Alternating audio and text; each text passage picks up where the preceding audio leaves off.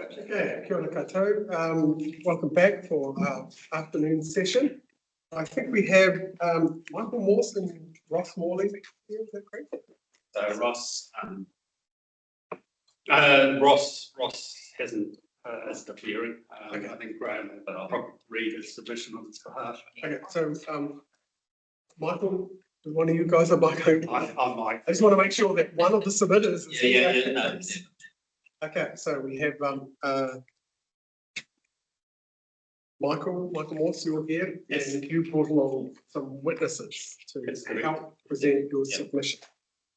You haven't got individual submissions, but my understanding is that you're witnesses to Mr. Morse. Constrained by the bounds of your submission. Yeah. Okay, so I'll hand it over to you. Hey, welcome. Thank you. Yeah, well, I think I'm just going to read out my submission. Oh, you can sit. You don't have to stand unless you That's want fine. to stand. Please feel free to sit. Thank you. To be honest, it'll be a bit intimidating. So my submission relates to proposed the application for rezoning of the existing rural production land at Renkura as outlined in my submission there. I don't think I'll go down and quote all the relevant numbers, but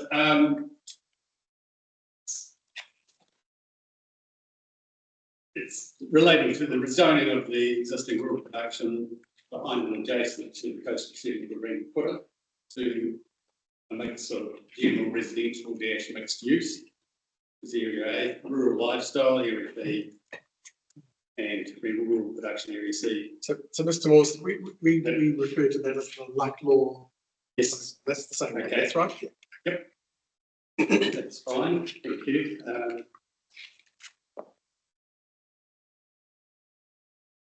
This submission, it does not appear, there's also reference to to a master plan, which obviously sort of alludes to some wider potential in the future, but this doesn't appear to form part of that submission. But it obviously indicates further intended development. But my concerns are, Renkura is a small rural coastal rural coastal settlement. Its main appeal, this being its main appeal, intensification, i.e. further subdivision, will result in placing significant unnecessary pressure on existing services, such things as boat launching, parking facilities, parking around Renkura infrastructure.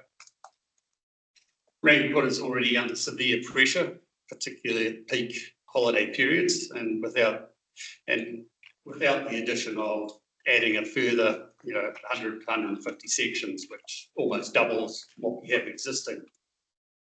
The costs of alleviating the situation will obviously fall on the Far North Council and the ratepayer. Whilst capital cost of the wastewater infrastructure will, or I assume should be borne by the developer, the ongoing operational maintenance costs are going to fall on the Far North District Council and therefore the ratepayer. This is at a time when we're fully aware of significant rate rises, which most people are struggling to meet, and the demand for council funding is obviously needed elsewhere.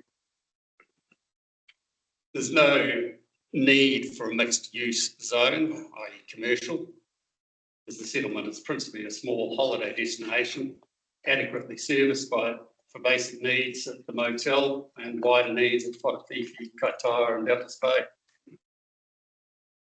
Development will result in clearance of extensive areas of scrubland, which is the habitat of fauna and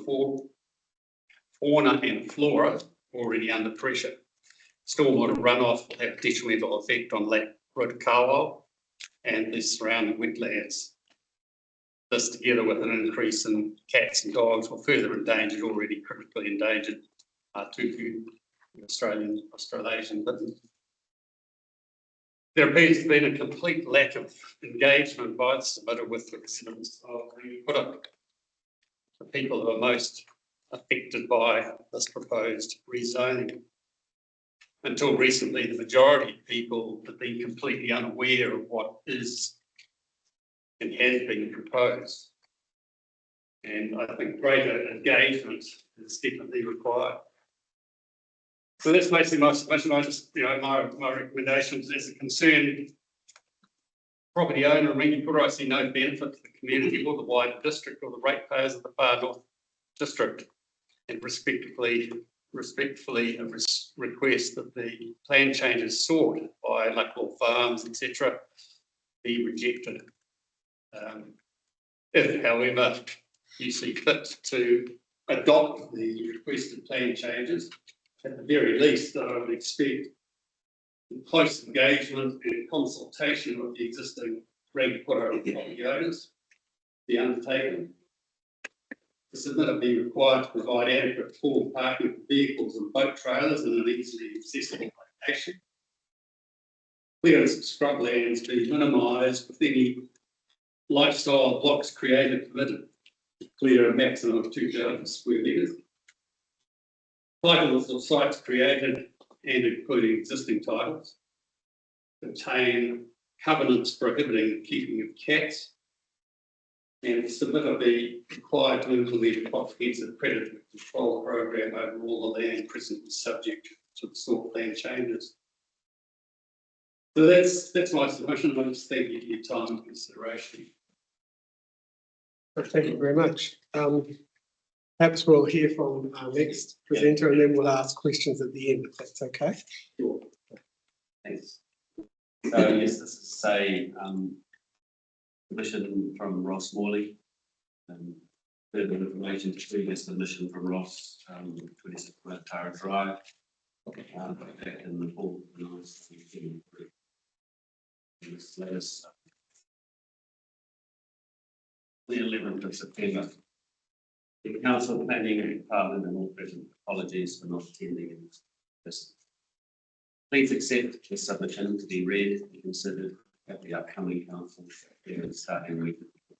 Excuse me, do we have a copy of this? That's what you've got. Yeah, I think it's the one with the tab. Oh, tab one. Yes. We just need to just open the tab. Sorry, I'm sorry. We're both a little bit confused trying to find it, and then here it is. Okay, please continue. Thank you. Yeah, I am submitting this document to express my views on the zone change, which I believe will have a significant impact in this unique area, based on the simple rezoning to A and B, C areas. The concerns. My primary concerns regarding the proposed zone changes are as follows. The loss of regenerating bush would be a major setback for native wildlife in the area, reducing native wildlife habitat, reducing the natural filtration, slowing in stormwater, putting pressure on downstream areas, and would likely poorer water quality in the lakes and wetlands, which are noted as high in natural character, outstanding natural landscapes, and outstanding features. Simple rezoning into 3 areas allows too much scope, particularly in the mixed-use residential area. This is a small beach settlement. There is no need for any commercial development, bringing trucks, industry, noise, and rubbish, particularly when the current light transport has all the essentials needed. There has been no community engagement on the matter that I'm aware of. Certainly no attempt to reach out to the owners along Tara Drive, which are bordering properties. The owners of the properties along Tara Drive purchased their properties knowing the land they overlook was zoned rural production, ensuring that properties have rural and bush outlook, not looking into a subdivision of homes. Development along this space would be on the north side of these properties, potentially giving lots of private space and winter solar gain. More intensification of homes in this area would destroy the excellent small place charm of the settlement. He's put in some recommendations here. I respectfully suggest the following recommendations for your consideration. That the zone changes be rejected in their current form. The reasons listed above. Any commercial and industrial requirement, if needed, would be better situated with the existing small industrial area 7 kilometres back at the intersection of Rangipura Road and Inland Road. Housing should be of a lower intensification. Should there be some zoning change considered, lower intensity than general residential, no commercial or industrial. Suggested new road starting from the south corner on Rangipura Road just before the settlement. It's option 3, be the only entry development, both Lucknow and Taranaki property, preserving the tranquility of the current owners. The development, building setback, green space of 30 metres on the north face properties along Rangipura Road. No cap rules for homeowners for designated animals. Requirement for recessive dark colours for homes is the road homes of Rangipura do nothing for the coastal aesthetics, and we should learn from this single-storey home zone. Across this conclusion, I am a realist, and that development does happen over time. However, blanket zone changes aren't the right option for this unique coastal settlement, in my opinion. It is confusing that the report option 3 from Marcus Langman has some good points worth considering. Addresses some concerns, however, is not officially part of the application from what I can see. Thank you for your time and consideration. Sincerely. So you're reading this evidence on behalf of them, so we won't ask any questions because we'll just go to the Sorry, through the chair, just for clarification about the timing of when this was presented. It's dated 11th of September. The revised proposal put forward by the Lucknow Farm Group that included the development area and the associated chapter came in 4 days later on the 15th of September. So this particular statement relates to the evidence from June, not the revised proposal, which is why there's references in there to the straight rezoning of areas A, B, and C without that development area attached. Great, I thought as much, but thank you for clarifying that. So you are aware that there is further evidence at these by the submitter? Yes, I think we've been kept up to date with that. Okay. Yeah. So the next presentation. Oh, this is your presentation now.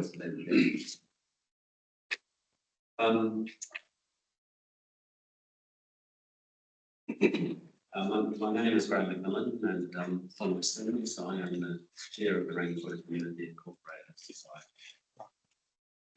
I'm appearing before the committee regarding the submissions lodged by Lucknow Farms.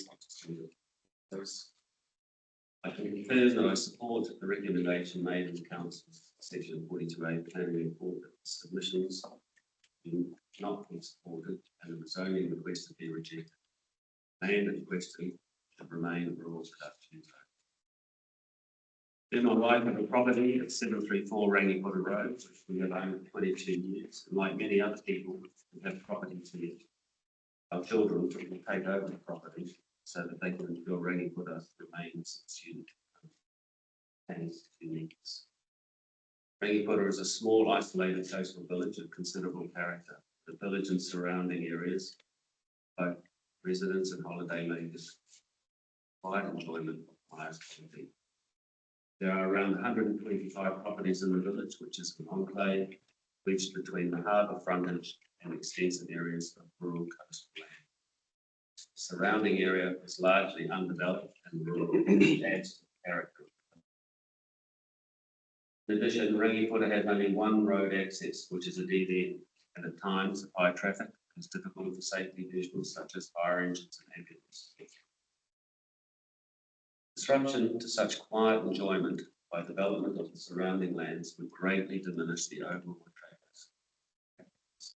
traffic. That disruption would be caused by additional traffic, demand of services, increased noise, and loss and change the surrounding rural area, which gives the village a unique sense of place. The proposal, based on the proposed zoning and likely lot, effectively double the size of the existing village. allowing for an additional 130 to 140 residential and rural lifestyle lots, and extended into areas that should not be developed. With no apparent council support to serve this scale of development and the likely adverse effects of existing residents, this cannot be supported.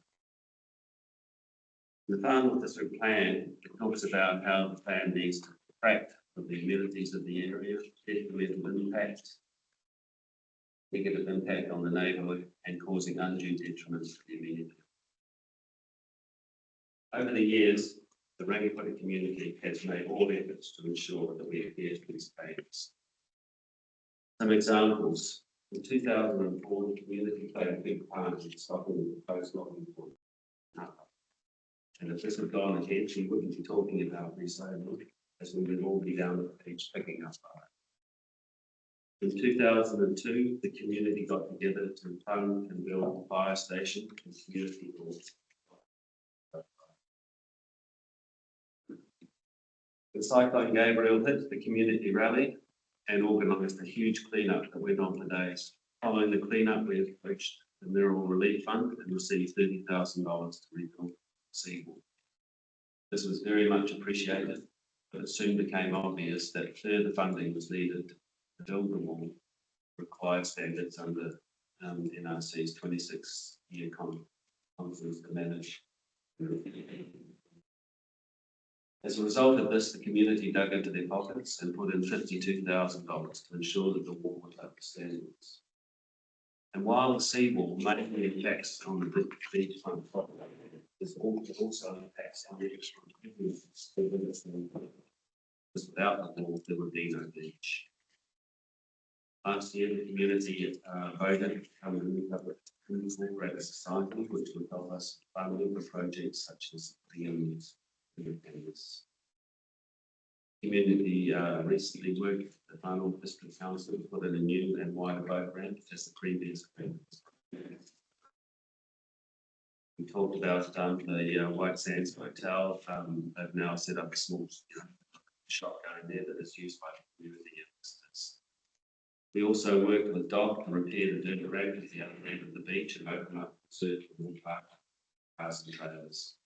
For many years, the reserve was low and cared for by one of Rangiputa's property owners, Dave Wilkinson, who recently passed. His efforts were acknowledged recently, and the area is now. While these efforts have helped ensure that Rangiputa can maintain its uniqueness, there are clear signs that the popularity of the area is showing infrastructure strains. Over the years, televised and internet fishing shows resulted in a wave of new anglers heading to Rangiputa. Along with great fishing in the area, the anglers realised Rangiputa is the only boat ramp that is sheltered from easterly winds, and they can launch their big boats straight off the beach.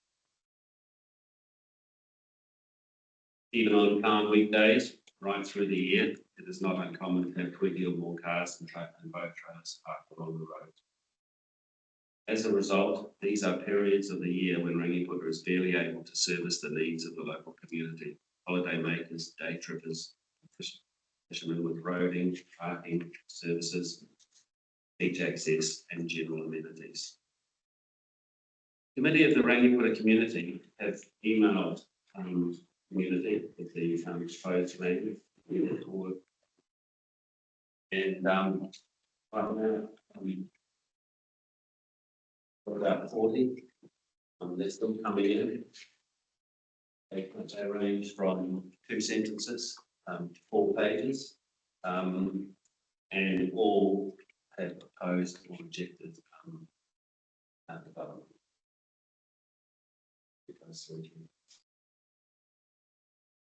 The reason for rejecting a proposal includes that while the proposed submissions and plans references of those, they haven't even consulted with local community for such a large proposed development site. This is a significant shortcoming. Given the history of cultural concerns, involvement, and development of the character, this should have been front of mind and suitably addressed now.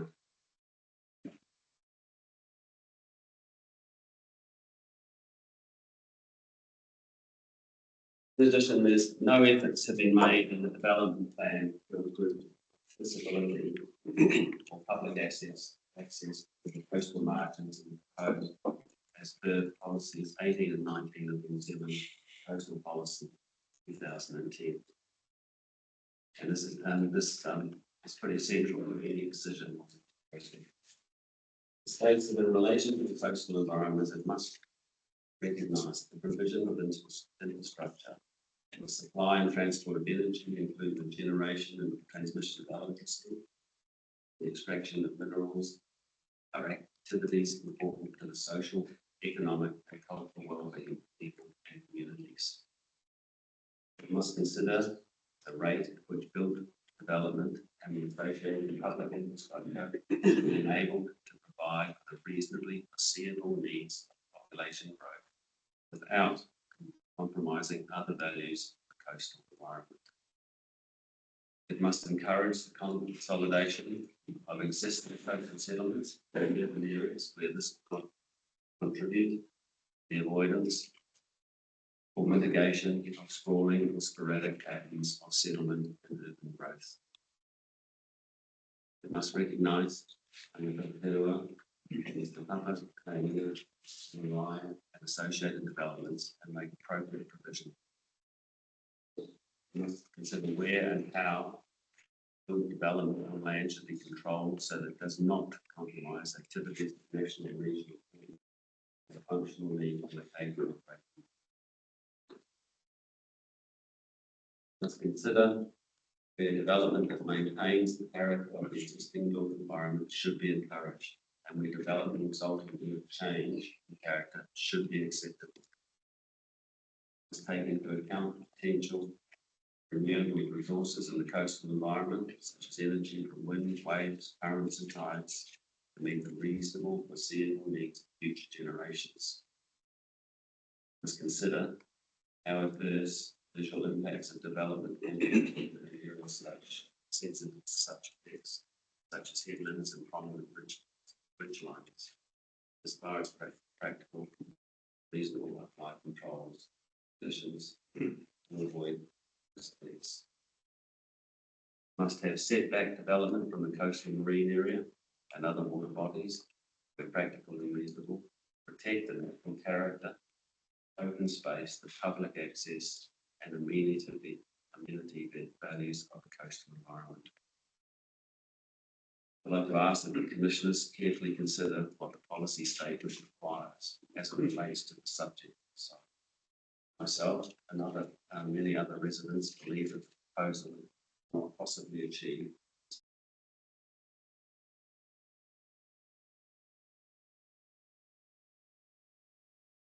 Well, thank you very much for that evidence.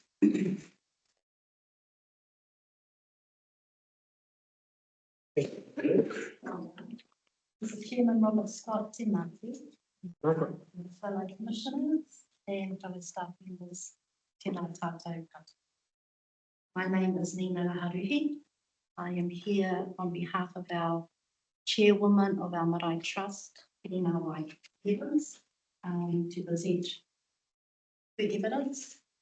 One of my four ties of hats that I wear within our hapu community is a hapu cultural and environmental monitor. So I will start to read our chairwoman's detailed evidence. Tēnā koutou, as tangata whenua and kaitiaki of the whenua in our iwi whānau moana me Tororuhuri at Rangipota and Kerikeri Peninsula, I submit this statement in response to the submission by Marcus Hayden Langman on behalf of Black Law Limited. On behalf of the trustees of Taranaki Trust and on behalf of Grace and Tuvas, it seeks to rezone land at Rangipota and Puwheke from rural reduction to a mix of residential, mixed use and rural lifestyle zones. This submission is grounded in principles and values of Taranaki, equity, and the standards of the cultural, ecological, and spiritual integrity of the whenua, the wai, the taonga within the precinct. Whakapapa e te hononga ki te whenua, the relationship of that land. Rangiputa is not merely a parcel of land for development, it is a living entity, woven into our whakapapa. The maunga, awa, and whana within this rohe hold ancestral significance and spiritual renaissance.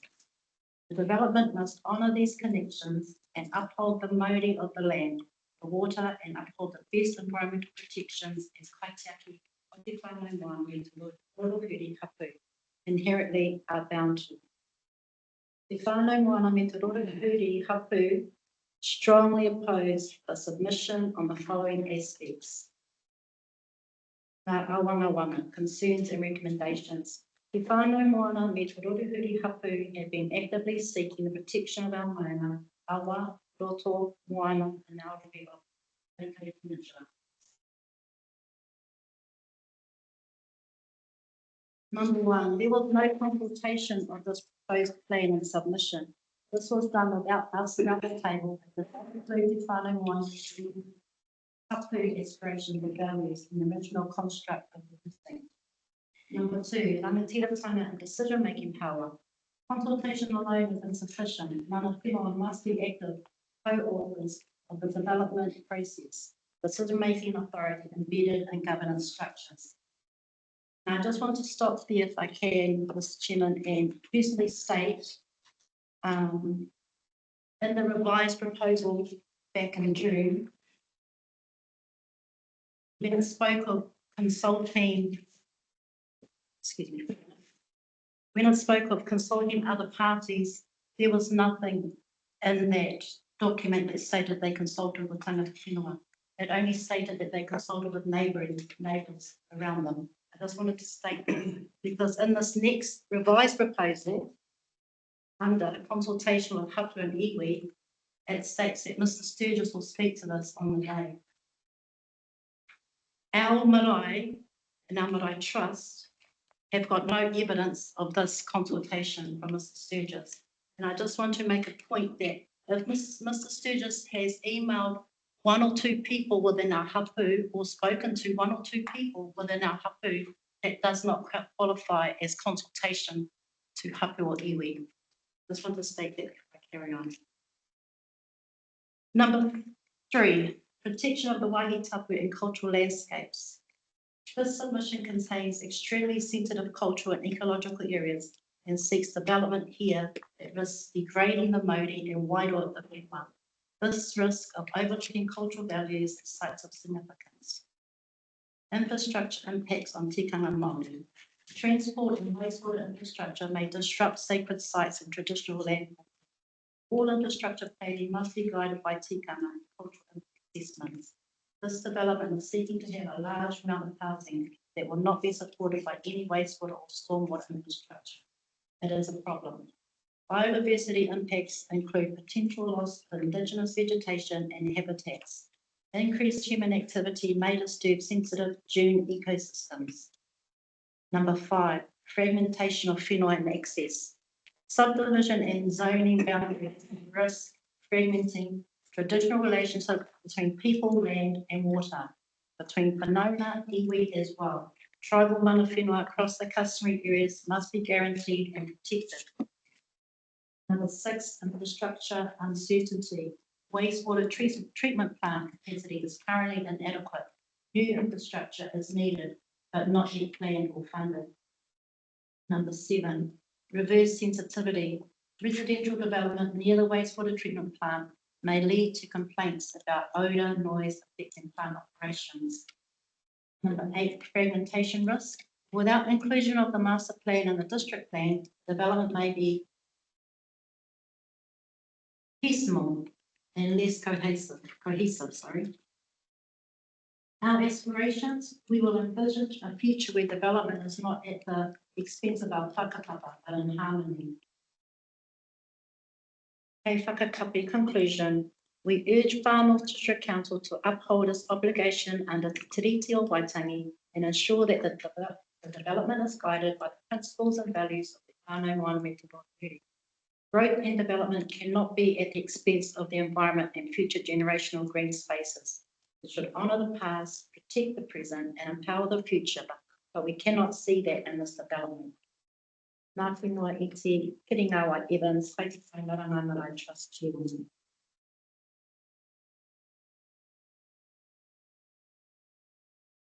The last piece of document that I have, Mr. Chairman, is from our lawyer, Aidan Cameron.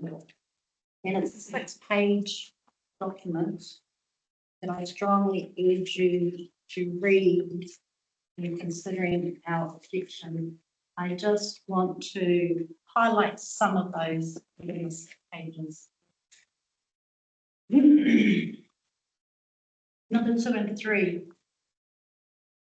The purpose of this letter is to record my significant concerns regarding the scope for the relief now sought in the rebuttal evidence of Marcus Langman on behalf of the submitters, and to raise natural justice concerns regarding the way in which that proposal has been developed. Let's see, I can listen to it. If I wasn't so vain, I'd be very enough.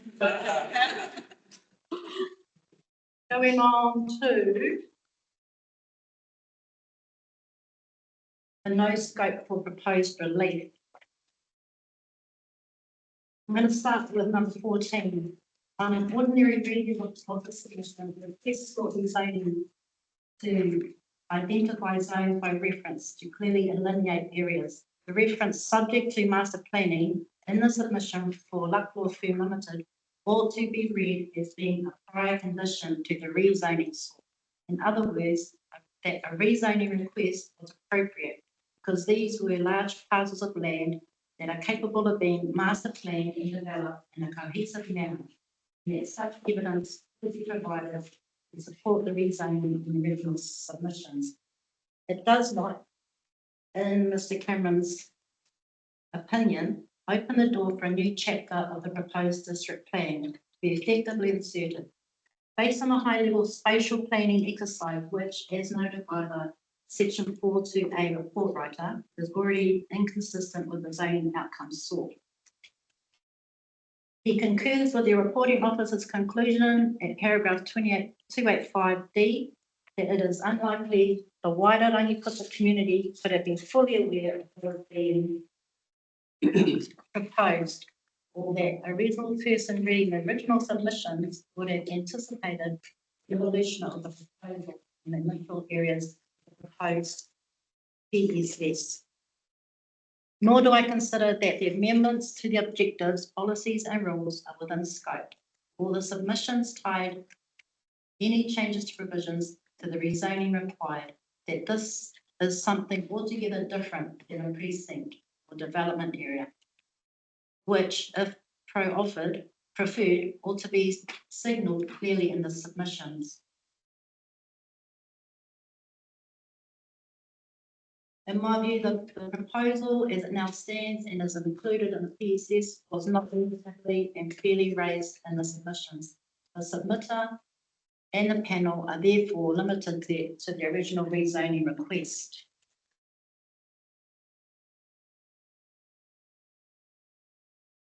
I just want to carry on down to natural justice concerns. Number 22, the most recent proposal advanced in rebuttal evidence and filed on the 15th of September 2025 involves a complete redraft of the original proposal. There is no opportunity for further submitters to respond to that proposal in writing. Number 24, in his view, it is incumbent upon the submitters to put their best foot forward in evidence, especially given the extent of pre-hearing meetings between the submitters and National District Council. In my view, it would be open to the panel to decline to grant the relief now sought on the basis that it infringes the ability of further submitters to review and test the proposal. Within that section number 26, the way that this proposal has been developed is entirely back to front. The rights of further submitters and the Marae Trust to natural justice and enshrined by S27.1 of the New Zealand Bill of Rights Act 1990. Those same principles sit behind the theme of public participation, which runs through the Schedule 1 process. Lack of consultation with mana whenua. I note that the reporting officer raises a range of issues with the proposal, including infrastructure, transport, landscape, and visual and other effects. I do not comment on those matters here. However, I do wish to note the reporting officer's concerns regarding the role of engagement with EU public groups, given the scale of the rezoning proposed and the lack of an attempt and the evidence to engage with tangata whenua. It is with respect illusory who suggest that these are a product of the Schedule 1 planning process. Nor is it appropriate, as Mr. Langman suggests, to give further consideration and consultation with mana whenua to the consenting stage to enable incorporation of mana design. Mr. Langman does not suggest that there has been any effort to engage with tangata whenua. I note Ms. Gilbert's records, the rich cultural landscape in which the proposal sits. While it is accepted that there is no legal obligation on any submitter to consult with tangata whenua, it remains best practice to do so. Other evidence and research.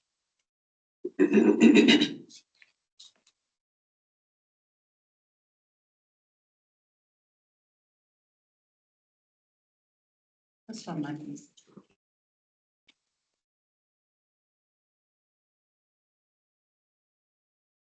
Number 35, my understanding is that Hapu, represented through the Mahara, are steadfastly opposed to the proposal. The lack of any consultation leaves this panel in an invidious position whereby it is having to receive information on effects on mana whenua values by another party's submission, on the basis that no prior efforts were made to engage. In my respectful submission, it would be open to the panel to decline a submission request on the basis of an inadequate information to support the conclusions reached in the evidence of Mr. Langman and Ms. Gilbert. Efforts on the mana whenua values can be addressed through the provisions proposed. And just as a close there, Mr. Chair, in summary, it is my opinion that the submitter's proposal is fundamentally flawed. Therefore, that if any consideration is given to the broader propriety of the proposed changes from an infrastructure, transport, landscape, and visual and other perspectives. The appropriate course of action is to reject the submission point seeking rezoning. If the submitters wish to pursue that route, they would be better placed commencing the process afresh and beginning by engaging in a meaningful consultation with mana whenua. And finally, Mr. Cameron apologises to the members of the panel that he is not able to present these submissions in person as he was retained very recently by our Marae Trust to provide assistance, and is in the High Court hearing of the entire week. Well, thank you very much for your submissions and your attendance. It's important to get community feedback and submissions as well as those people which and giving us some context to consider. Thank you for appearing in person as well. You've made the effort to come here. It's good to see you in person as well. We'll see if I'm going to see if the other commissioners have some questions for you. We might have a few at the end. We'll start with Commissioner Foy, who's your local councillor as well as independent commissioner. Thank you for coming today. I have a number of questions. I'm referring to, when I refer to my questions, I like to have a map. So what I've done is I've brought up the development map here, which you've all seen that. You've all got that. Is that the colour coded one? Yes. Yeah. Yep. So the first, and thank you for your submissions from I did my one online with mine as well. The first question I had is, it's really evident the location of the subject site and how it's adjacent to Kerikeri, and that being your maunga, and your submission also refers to protection of wahitapu and cultural landscapes. In terms of its significance in an RMA context, and given there hasn't been a cultural impact assessment as part of this application. Are you able to give more context in that regard? Because there's more of a generalised statement here and there's evidence provided. And in particular, being there adjacent to the site. Correct, Felicity. In the past, Mr. and Mrs. Sturgis has worked well with myself and a few other members in regards to Kōiwi being located within those dunes. So there are archaeological effects definitely in the dunes, and if there are in the dunes, they're definitely going to be in the zone area where he is proposing. We also work with the archaeologists who those where we have come to rise have been found. And also, is there any other context around Taonga Tupu Eagle, around that beach and its relationship with the Mauna? Absolutely. The Kerikeri itself is the head of octopus. So we have history regarding the Mauna, regarding entrance of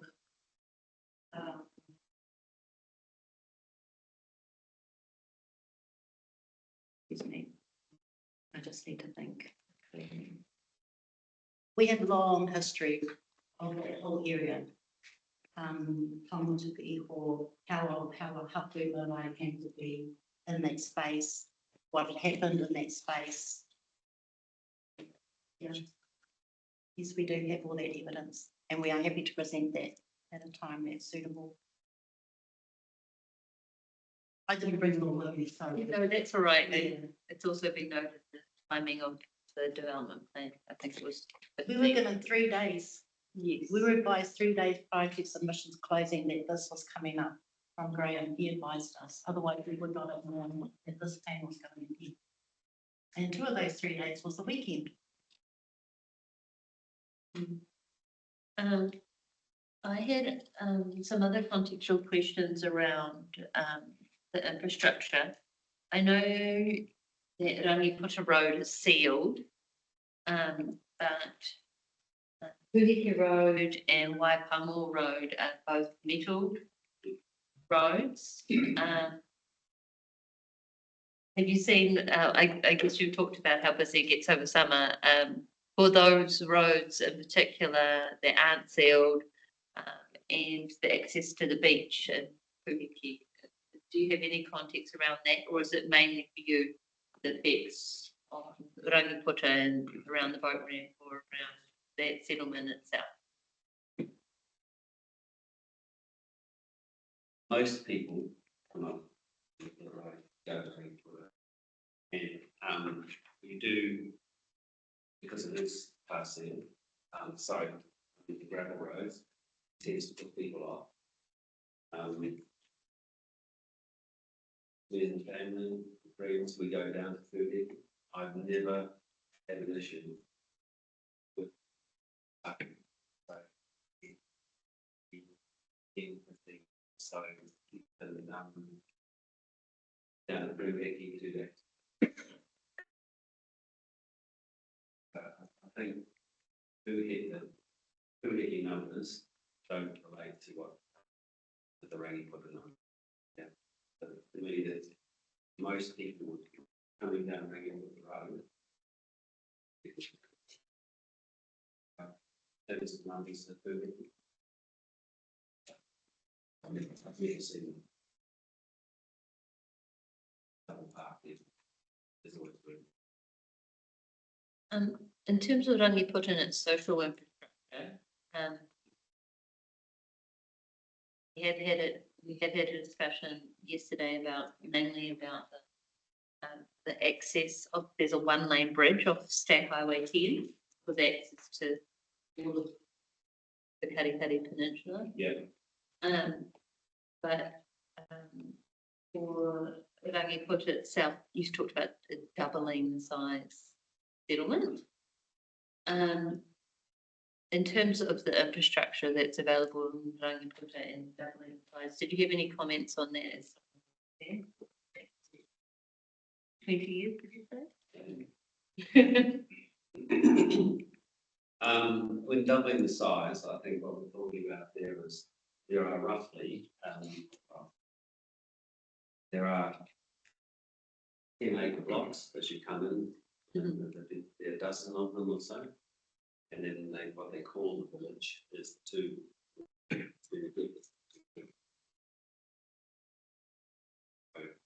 It starts to go down, then you get to the dead end, and then you've got like,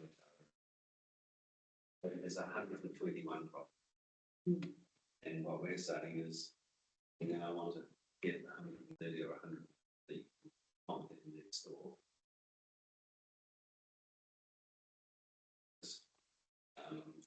And that is because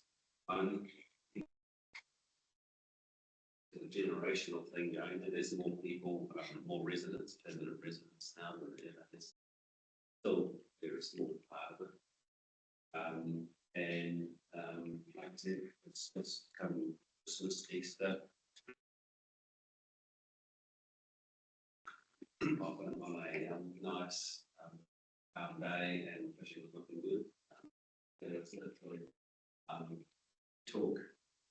You've got people there that come from Kerikeri, and they say that, being there looking at their, they've got simply what fishing like, and it's just getting bigger and bigger in terms of the numbers.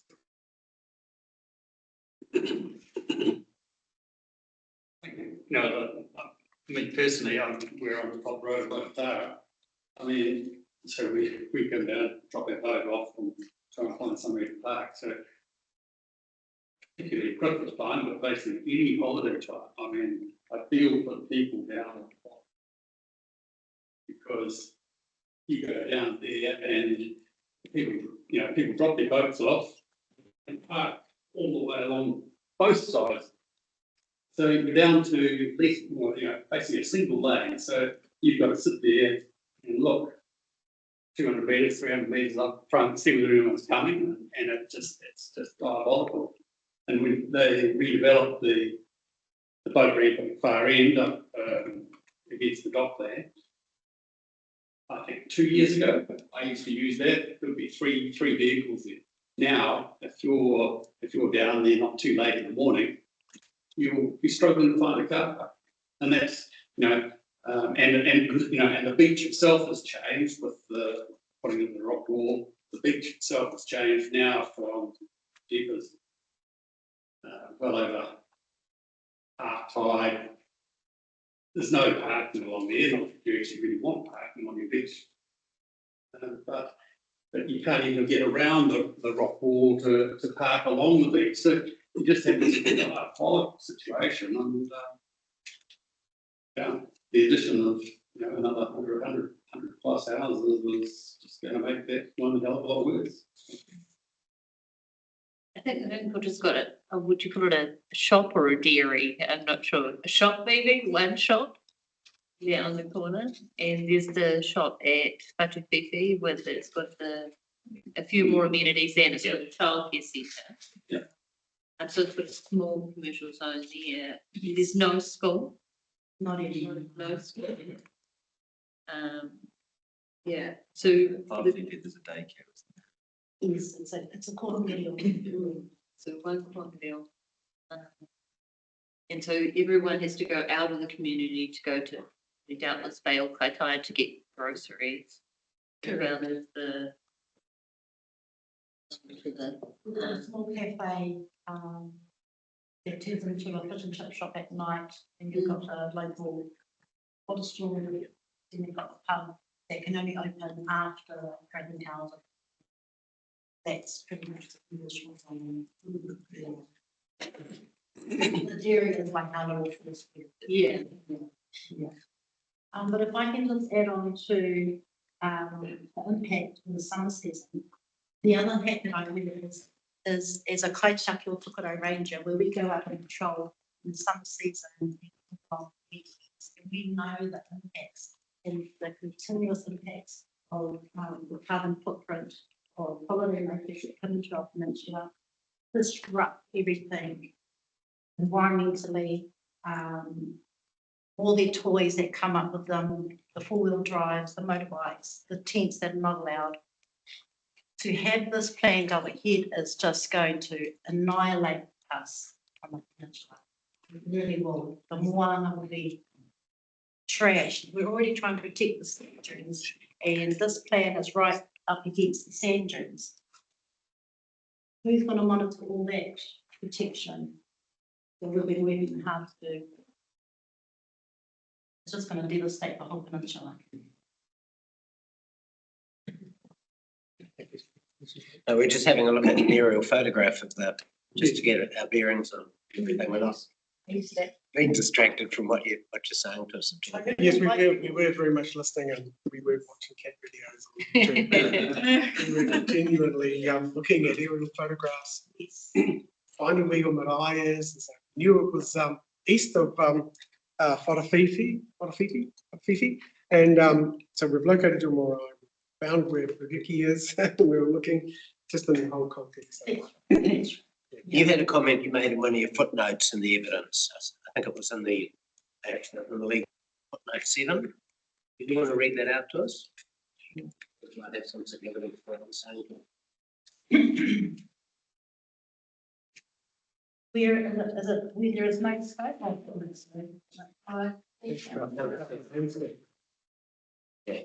With all due respect to Miss Gilbert, it starts. On page 5. Thank you. With all due respect to Ms. Gilbert, it is difficult to see how her assessment of cultural landscape values complies with Te Tangi or Te Manu, when the assessment of those values amounts to less than 3 paragraphs, 2 of which focus on recorded archaeological sites and otherwise refer to Mr. Langman's advice regarding the risk of acting on the request to rezone. You appreciate it's the barrister's submission as such, but in your view, is the cultural assessment that's been provided inadequate to facilitate what they're looking at doing? Not at all. It's definitely not adequate. Yeah. For such a huge development, and because there's lack of consultation with Tana Whenua and the significance of that land. Yeah. Sorry, 1 paragraph that captures the values. Do you think there's any opportunity for the submitter, Blackmore, to carry out some sort of development there, or facilitate some greater intensity of people there if they went through another process? Or I'm sure there is definitely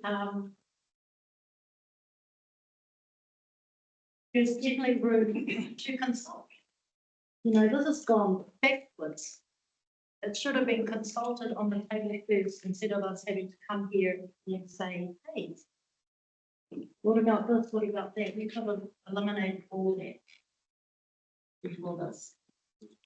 And if I can go back to answer your question, Commissioner Foyle, when you asked me about the significance in Tawantukuri or a hapu, yes, we do have rich stories that have come down generations to generation about that whole peninsula, regardless of just Kerikeri, regardless of the significance of Rangiunu Harbour that goes around to Law Farm Trust and then along to Kerikeri Beach. We have cultural significance in all that area that we would like to present at the stage.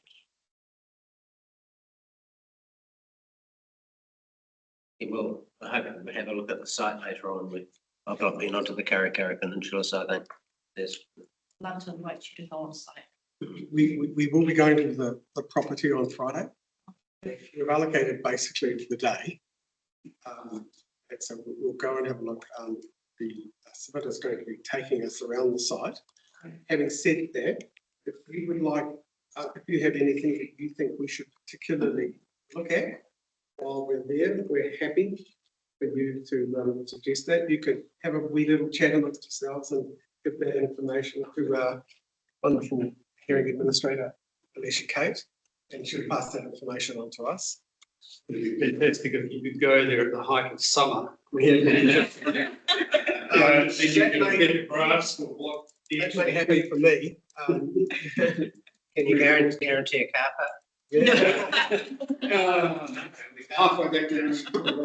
What I'd really like is to get out on the water.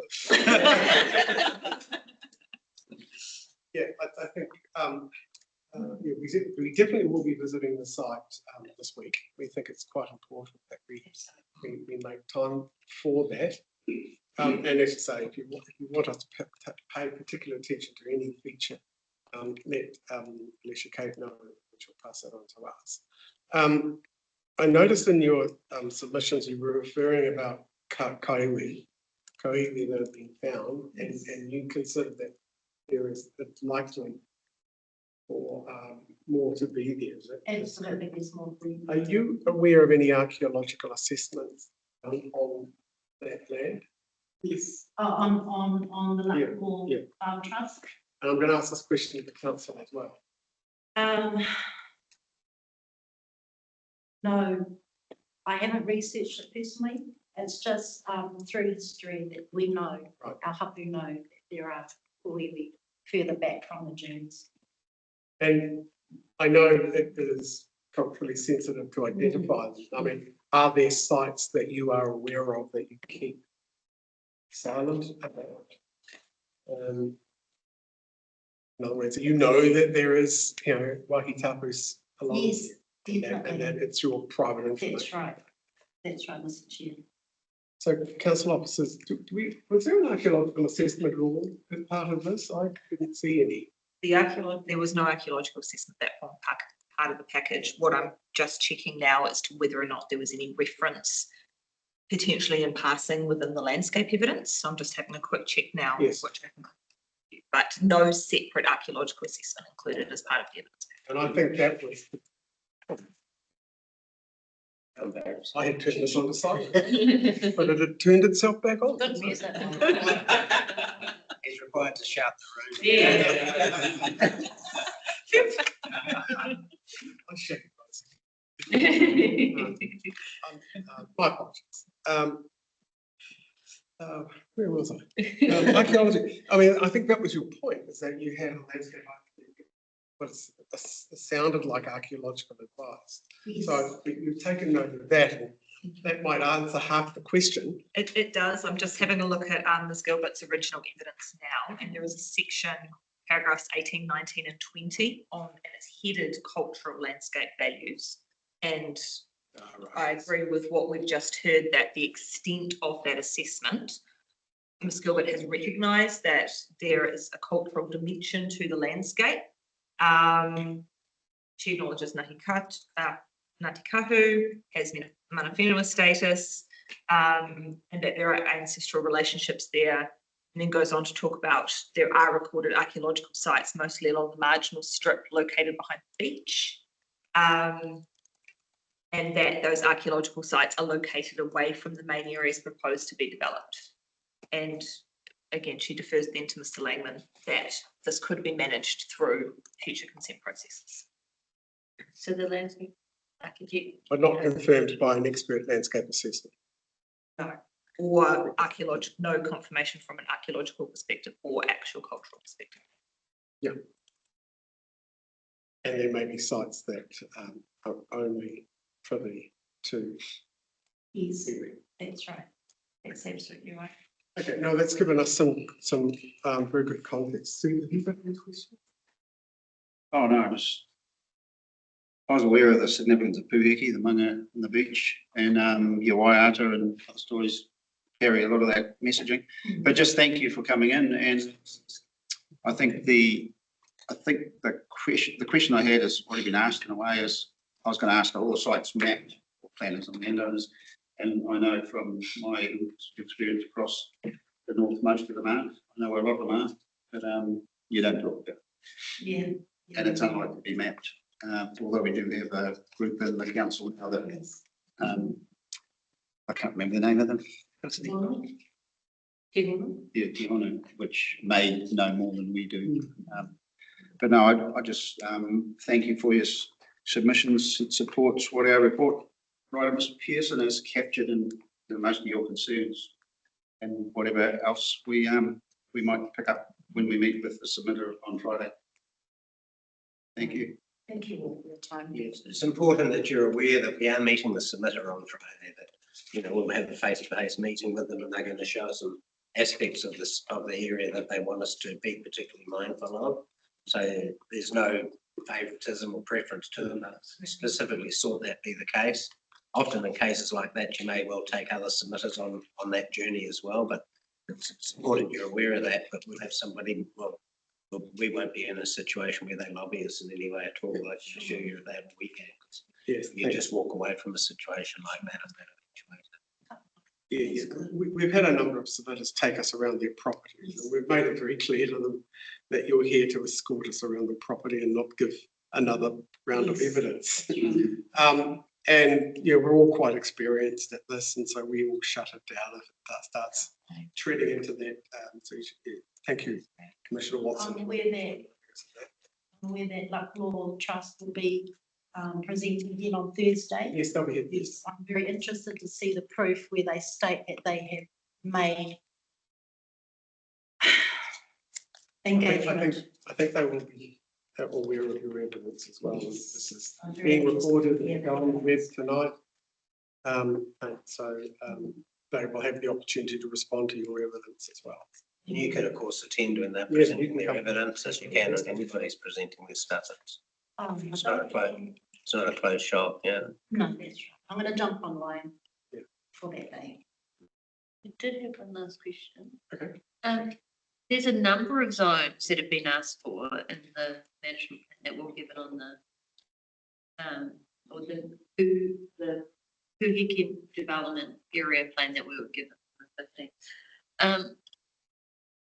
15th. Previously you've said you wanted it to go back to rural production. What happens, do you have any comments on if it was zoned something other than like let's just say a lifestyle zoning instead of some of the zoning, just given that they've asked for so many different zonings in different locations? Do you have any further comments on that? Well, my only comment would be far more preferable than having 100 or 120 residential sections in a compact fashion. I think, all sorts of other issues, such as protection of the natural environment and things like that, which need to be considered. But certainly, in the worst case scenario, if something else was to be proposed, well, I'd rather see some form of lifestyle type development within a residential, and then intense residential. That would be my main goal. I agree. I think that would also sort of alleviate issues like, with regards to wastewater and stuff like too. So, positives in that. Such wastewater disposal will be on site, so therefore it doesn't come back to ratepayer and council.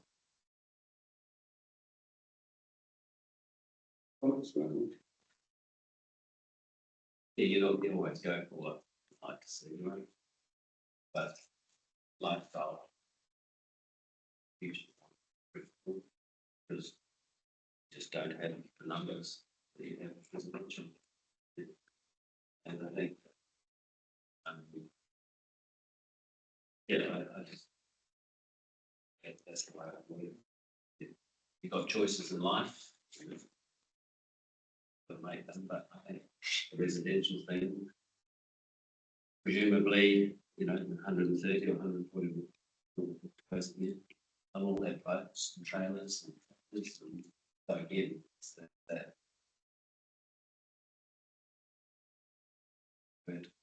Chaos.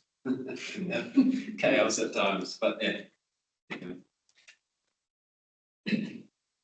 Good. Okay. Well, as I say, we'll be going out there. I should probably disclose I've stayed at both of the accommodation facilities over the years, the Reef Lodge and the what's the other one called? Yes. Reef Hotel. Reef Lodge, Got the. The Reef Lodge, the one in the south, So when you come down the and then the other one that's right in the community. Come down the hill, it's the white sands, and that's White Sands, I've been there too. I mean, these were years ago, not during the time of this instrument. Motels, Several planning instruments ago. Reef Lodge now is no longer a hotel, and that's Oh, going. yes, we've had evidence from. Yeah. So, yeah, but I think it's not to do so much with this, but I mean, what's going to be built. Yeah. Okay, well, thank you very much for your attendance and your submissions, reading on behalf of your other colleagues and the answers to our questions. As I say, you're welcome to tune in on Thursday, come in person or watch the live link. I've just emailed them. Okay. Look forward to seeing you again and thank you again for your presentation. Thank you. Thanks very much. Sure. Yes. Thank you. Thanks, Rose.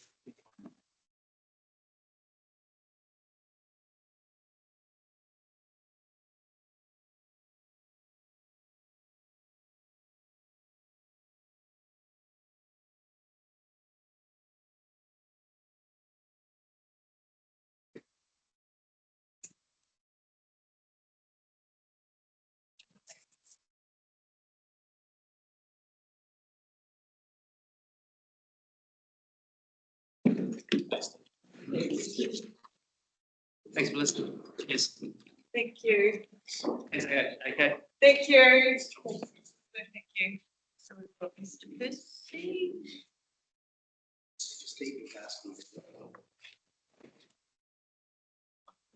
Mr. Percy? Yes. Hi. Welcome. Right. You have water. Oh, of course. I've never seen you online. Gotcha. It's cold. Oh.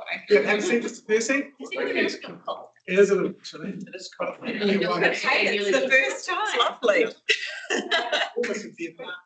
Have a seat, Mr. Percy. Welcome. Thank you. I think we just, we're having a little impromptu break while something. In the street.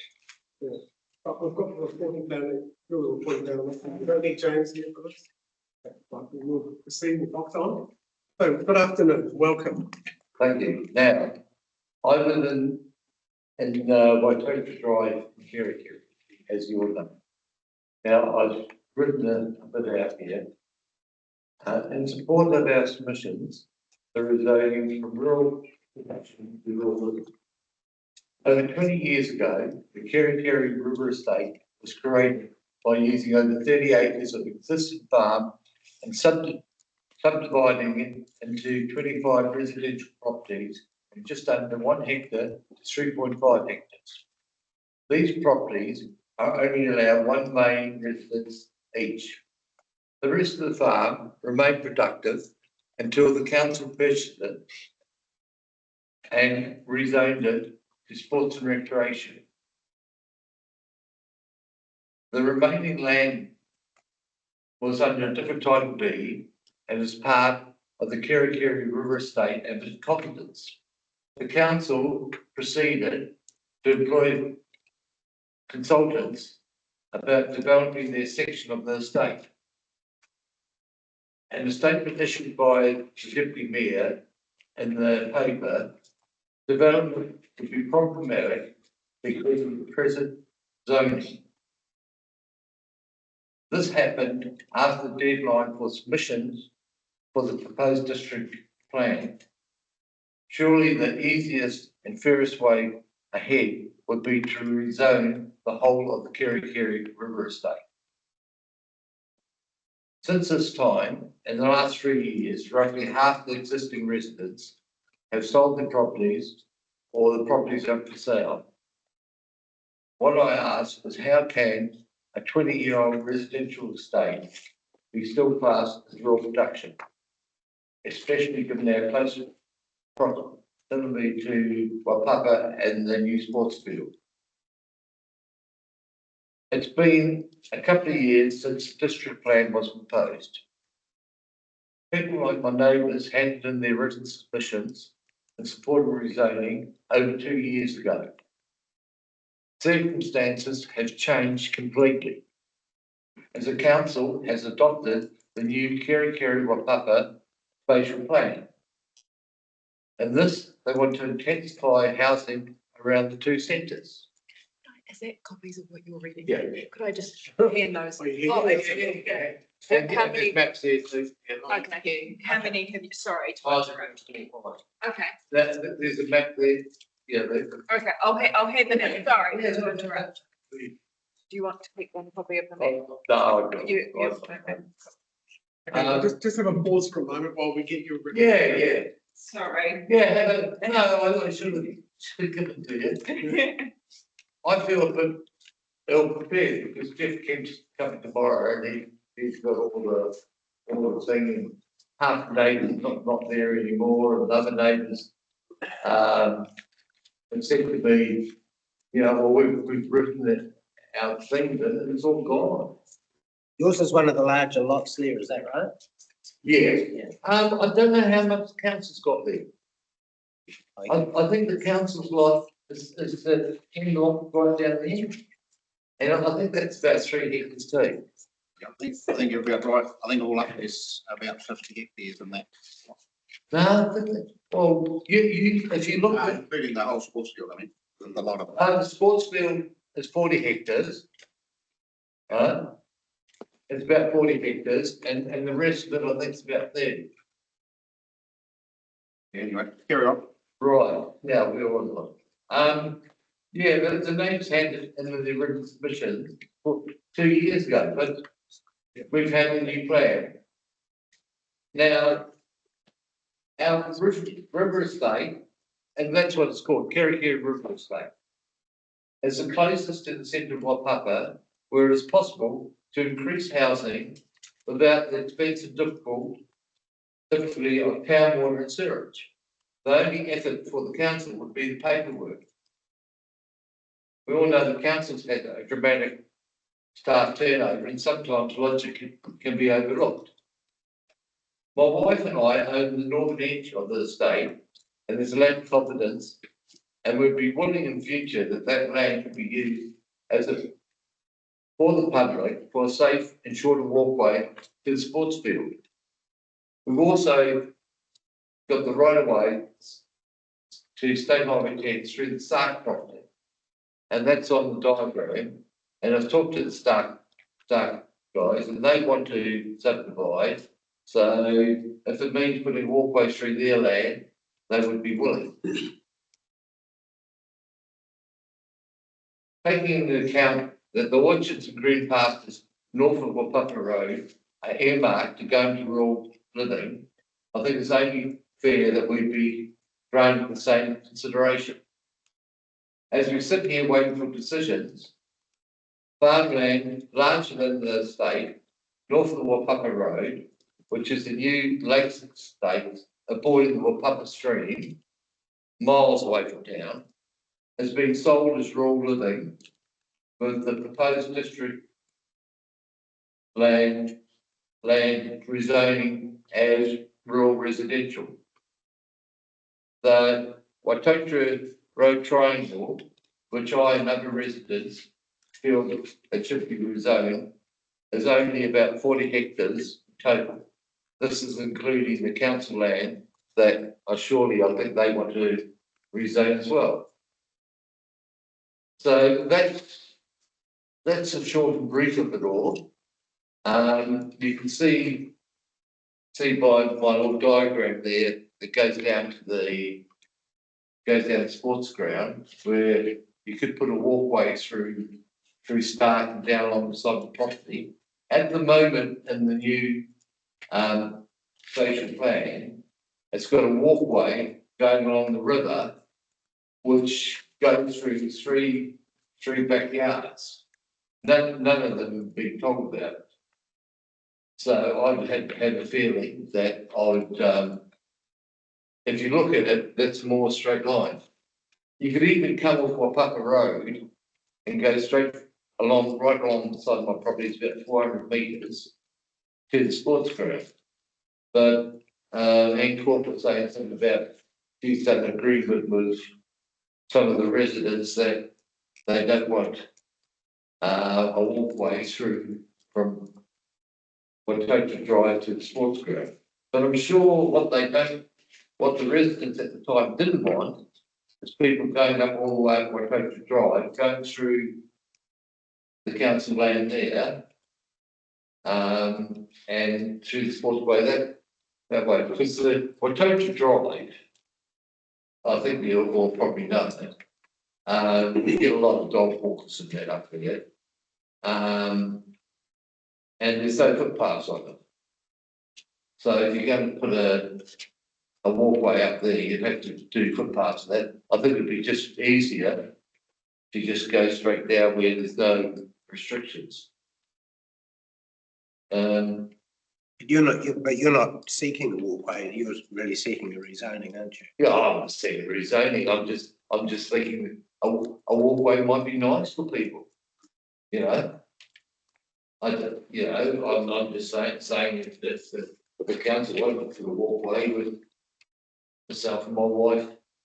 But I think the whole area, you know, the staff, Brian and Guy next door to Star, they will put submissions into to rezone. Of course, Brownie down there, he owns that place at the end, he wants to rezone. The Jeff Kemp coming in tomorrow, having the same, they want to rezone. But Bagley, he's a real estate, so he would definitely want to subdivide and make money. So there's not that many wants to subdivide. There's only a few of us. A lot of people can't subdivide because they're over by the river. And, you know, it would be impractical for them to do. Some people, the height level is not right. You've got flooding down the far end of my property where it borders onto the council. There's a flood zone there. So I'm just, what, you know, we've been waiting 3 years, so we're about 4 years into the proposed plan, at least. And like I say, things have changed. And I think everybody realises that things have changed. So any questions?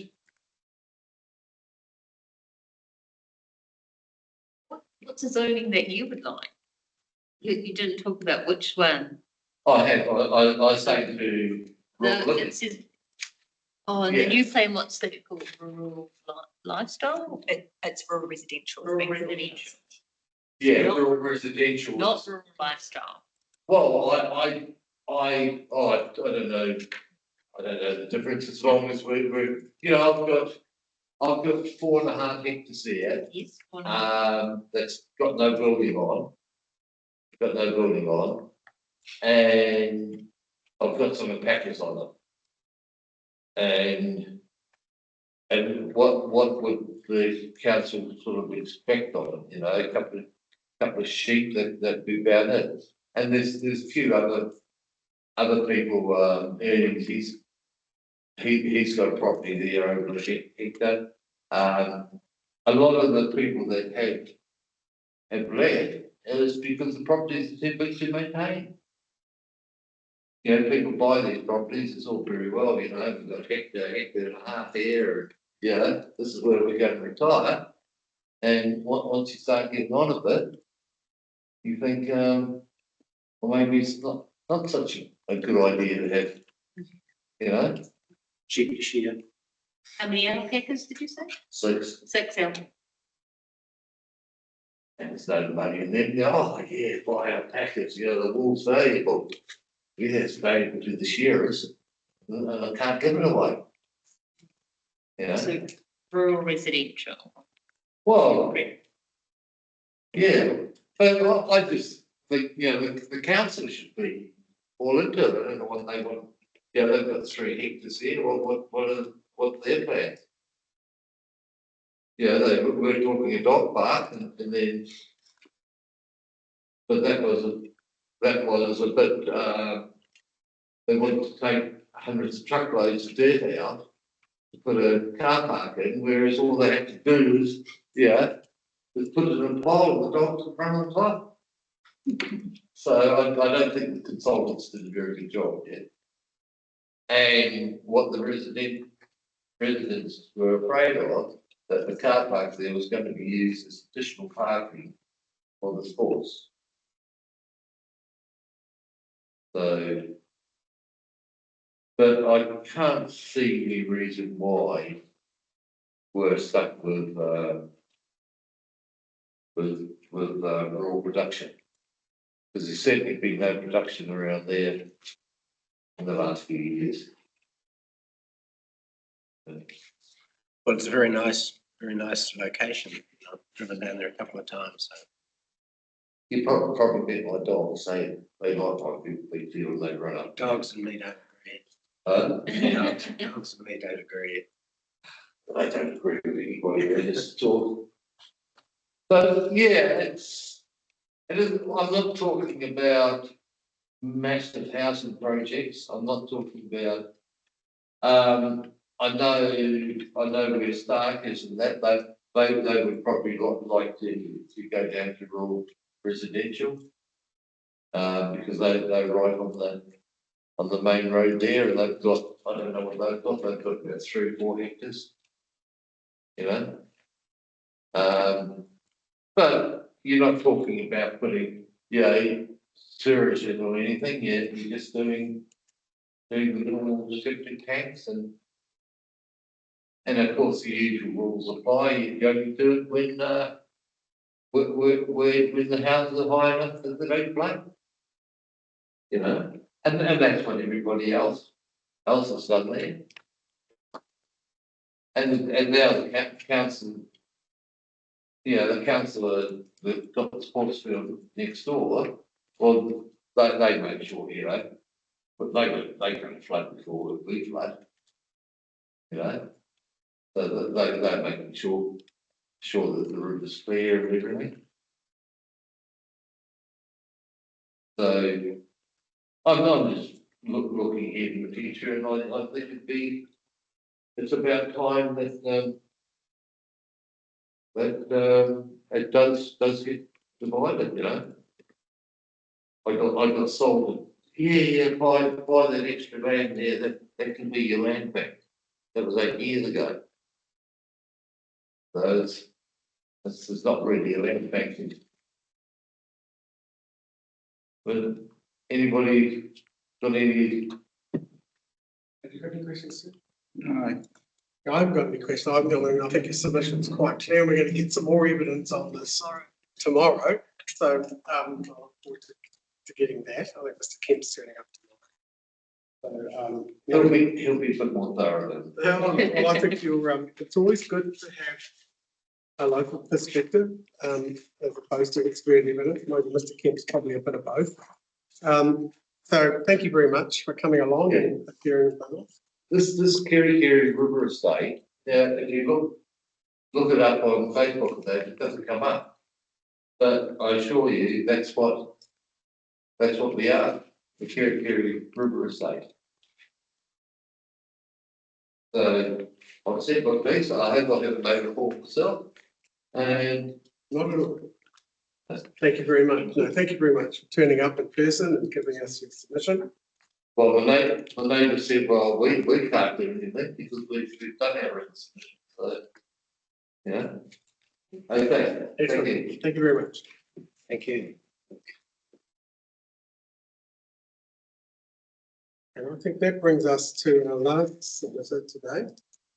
Mr. Chair, we've got a couple of break before we get Oh, into just a quick one. 10. I'll make it a 15-minute break, so I suspect we'll probably need to stretch our legs. Thank you, Mr. Chair. Thank you. I will stop the recording. And you're Mr.